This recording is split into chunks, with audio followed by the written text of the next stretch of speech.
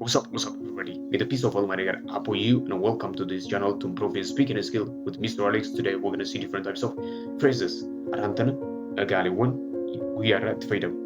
Ulala waan ta'eefu sirriitti subscribe gochuu keessan hin dagatina ammalumatti viidiyoo kana sirriitti daawwadha.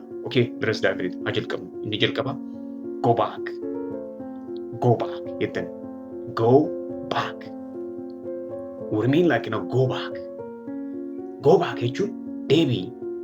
Deebi'a nama tokkoon gaafataniin go back. Yo, hey, go back. Ati deebii gaafataniin go back. Yo, go back jettaniin go back jechuun deebi'a gaafatanii nama tokkoon go back jettaniin. Hey, yo, go back. Deebii jechuudhaaf ta'a jechuudha. Itti aanee inni namaffaan come back. You're gonna say like come back. Come back jechuun deebiiti. Kootu deebi'aati koota gaafa nama tokko jettan come back. Yo, come back. You're gonna say come back. Deebii kootu deebi'aa koota gaafa jettan come back jettan. Come back. You're gonna use the word you say come back. Sister, come back. Brother, come back. Deebiiti kootu deebi'aa koota gaafa jettan come back jettanii jechuudha. Inni sadaffaan godhi bakka dalagi. Godhi gaafatanii maal jettan do it. Do it. Do it. Yo, hey, do it. Godhi bakka godhi wanta sana godhi. Fakkeenyaaf saayimni keessan karoora bareedaa ta'e tokko erga baasee booda isinitti gaafamu yoo sirriitti isinitti tole isa kana ammaa godhi bakka godhi gaafatanii do it. Yo, hey, do it. You're gonna say do it. Do it jettaniin. American accent toote do it. Do it. It inaan it kan jennu kana D sound qabdi. Do it. You're gonna say do it. Bra, hey, do it. Sis, do it jettaniin. Do it. Do it. Kai yoo jettaniin immoo wanta tokko namni tokko qabee dhufe achi kai gaafatanii maal jettanii pour it down. Pour it down. Pour it down. You're gonna say put it down. Put it down. Achi kai gaafatanii put it down there. Put it down there jettaniin. As kai gaafatanii immoo put it down here. Put it down here. Yo, hey, put it down here.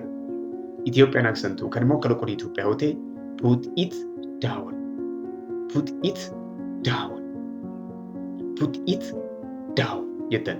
Amerikaan yoo ta'e put it down. Put it down. Put it down jettan. Fudhadhaa gaafataniin immoo take it. Amerikaan accent yoo ta'e kan akka loqoda Ameerikaa ta'e take it. Take it, man. Take it, sis. Sis, take it. You're gonna say like take it. Yo, take it. Take it jechuun fudhadhaa gaafatanii take it jettan. Take it. You're gonna use like take it. Take it jettaniin jechuudha. Ethiopian accent yoo ta'e immoo maal jettame take it. Take it. Take it. Amerikaan yoo ta'e take it. Take it. Fudhadhaa. Yoo jettan you're gonna use it take it. Yo, hey, take it. Take it, bra. You're gonna say take it jettanii jechuudha. Take it. Itti aanee maaltu jira? Touch it. Touch it jechuun tuqaa gaafatanii maal jettan wanta tokko namni tokko harkaan tuquu ta'uu danda'a. Tuqii gaafatanii maal jettan touch it. Touch it. Touch it. American accent touch it. Yo, touch it. Tuqii gaafatanii touch it. Touch it. Naan American accent yookaan immoo akka loqoda Ameerikaa yoo ta'e.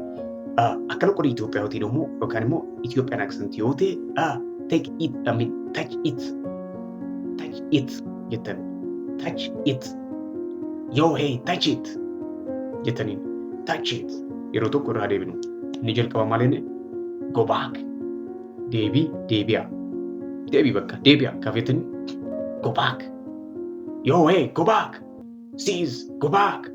You're gonna say go back jettaniin. Deebii kootu deebi'aa koottaa gaafataniin immoo come back. Sis, come back. Brother, come back. You're gonna say, come back jettaniin. Come back. Deebii kootu. Deebi'aatii koottaa gaafataniin jechuudha. Inni sadaffaa godhii wanta sana bakka dalagii gaafatanii maal jettan? Dalagii gaafatanii do it. Do it. Yo, hey, do it. You're gonna say, do it. Do it jettaniin. Itti ani maaltu jira? Tuqii. Tuqaa gaafatanii touch it. Touch it. Yo, hey, touch it. Mom, touch it. You're gonna say, touch it. Kai gaafatanii immoo pour it down. Pour it down. Pour it down. Pour it down. Fudhadhu gaafatanii immoo take it. Take it, yo, hey, take it. You're gonna say, take it. Take it. Take it. Jettanii jechuudha. Warroonni onlaayinaan barachuu barbaadan bilbila kanaan bilbiltanii odeeffannoo dabalataaf gaafachuu dandeessan. God bless you, protect you wherever you are. Stay blessed.